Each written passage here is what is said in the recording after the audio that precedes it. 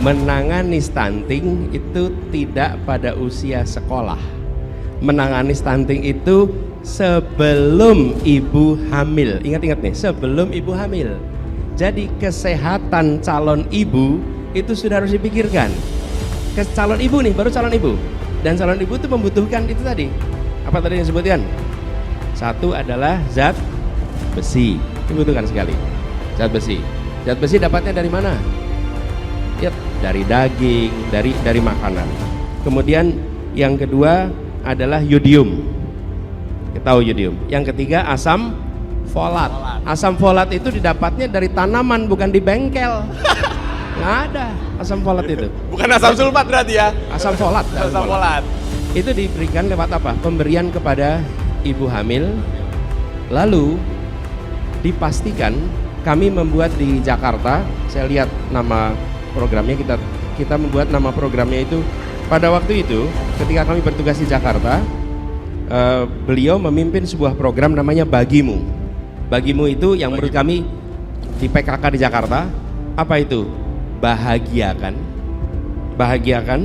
anak, beri gizi yang cukup, dan satu lagi adalah stimulasi anak. Jadi stunting itu tidak cukup hanya dengan gizi, berikan kebahagiaan, berikan gizi, berikan stimulasi. Dari situ baru anak itu akan tumbuh dengan baik. Nah, itu yang kita ingin kerjakan. Caranya apa? Paling depan PKK. PKK itu ada dasawisma.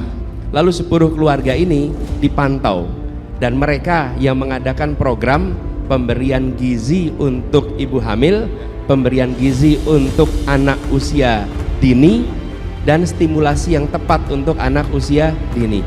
Ini tidak bisa dikerjakan oleh aparat pemerintah. Ini harus dikerjakannya oleh civil society. Partai Demokrat pasang badan membela cawapres nomor urut 2 Gibran Rakabuming Raka yang diserang karena salah ucap asam folat menjadi asam sulfat untuk nutrisi ibu hamil. Demokrat menyebut para penyerang itu seperti kehabisan konten sehingga menyerang Gibran secara personal. Mereka tidak punya alat serang yang cukup terukur, serangannya selalu personal. Orang kepleset omong saja sudah jadi alat serang. Bapak Ibu, sekali lagi, jika ada yang nyinyir, jika ada yang fitnah, jika ada yang berstatement negatif, diamkan saja, senyumin saja. Itu nanti angka-angka yang akan membuktikan kalau mereka nyinyir terus, tidak berhenti fitnah, itu artinya mereka panik, mereka takut kalah.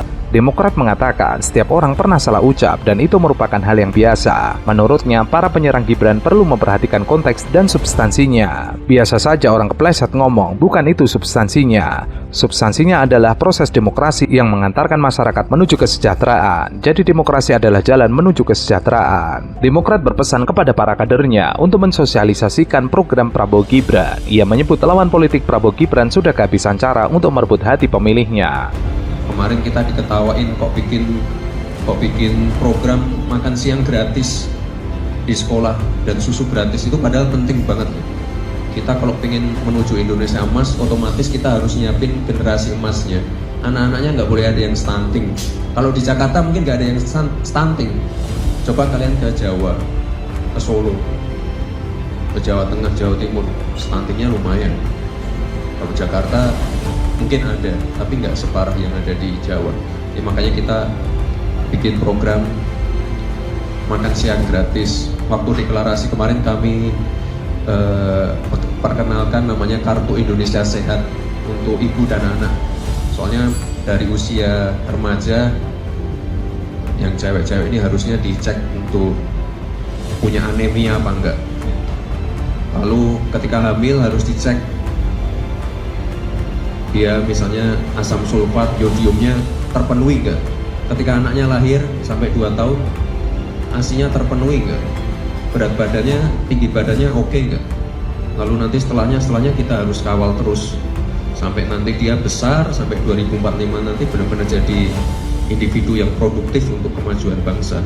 Lain halnya dengan Rocky Gerung. Pakar politik itu mengomentari soal video capres nomor urut 2 Gibran Rakabuming Raka yang salah sebut asam folat menjadi asam sulfat untuk kebutuhan nutrisi ibu hamil 2 kali berturut-turut. Rocky Gerung menanggapi polemik salah sebut dari Gibran Rakabuming Raka yang mengatakan itu asam sulfat adanya di kawasan Gunung Gede, Kawah Gunung Pancar, semuanya asam sulfat alias belerang. Rocky menyarankan untuk memberikan tema debat antar paslon capres-cawapres nama-nama ikan. Sebetulnya makin lama Gibran itu bukan sekedar faktor yang mendefisitkan suara Pak Prabowo, tapi faktor yang mendestruksi kemampuan-kemampuan. Jadi merusak karena tidak mungkin orang menganggap bahwa calon pemimpin itu orang yang nggak mampu atau bahkan mengucapkan gagasan kecil atau mengucapkan rumus kimia yang sederhana. Anak SMA juga tahu dari awal. Iya, itu asam sulfat adanya di kawah Gunung Gede, kawah gunung Pancar itu semuanya asam sulfat itu alias belerang. Kasih tema debatnya kan, karena banyak netizen yang juga usulin ya ada debatnya soal nama-nama ikan aja lah itu. Tidak aman sebetulnya kan. Tapi makin lama Gibran ini makin bukan sekedar faktor yang mendefisitkan suara Prabowo, tapi faktor yang mendestruksi gitu, kemampuan aktivitas.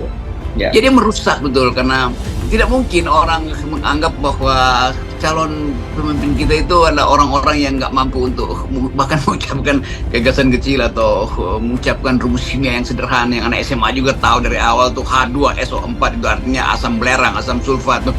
Jadi kepanikan di tempatnya Pak Prabowo itu justru untuk melindungi ketidakmampuan Gibran. Padahal dari awal Pak Prabowo memerlukan Gibran untuk mensuplai kelebihan dia di bidang apa?